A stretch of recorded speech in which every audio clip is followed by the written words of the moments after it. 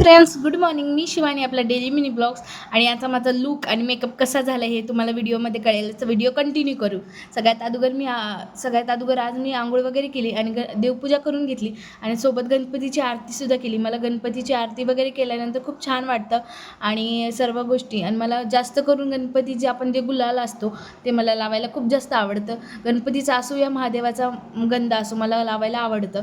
त्यानंतर आरती वगैरे केली. माझी रुद्राणी जी साखळी होती माझ्या गळ्यातली ती तोडली होती. मग ती पण रिपेअर करण्यासाठी दिली होती, कारण की मला लूकवर ती घालायची होती. मग ती पण आलेली होती, मग ती घातली. आणि आज महालक्ष्मीचा सेकंड डे होता आणि खूप सारा स्वयंपाक वगैरे त्यामध्येच खूप सारा वेळ गेला. त्यानंतर दुपारच्या वेळेत रांगोळी वगैरे काढली.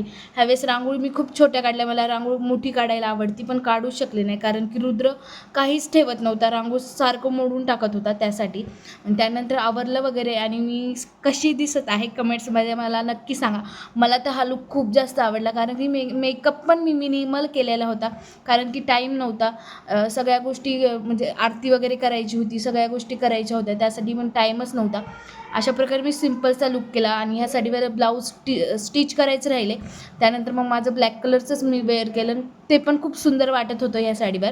त्यानंतर आरतीला स्टार्ट केलं ना, रुद्रचं काहीतरी वेगळंच चालू होतं. तो त्याचा मोबाईल बघत एन्जॉय करत होता. त्यानंतर आरती वगैरे केली, सर्वांनी मिळून आरती वगैरे केली. त्यानंतर महालक्ष्मीला जेवणचं ताट वगैरे वाढलं. आणि अशा प्रकारे आजचा माझा डे गेला. आणि कशी दिसत आहे मला कमेंट्समध्ये नक्की सांगा. बाय.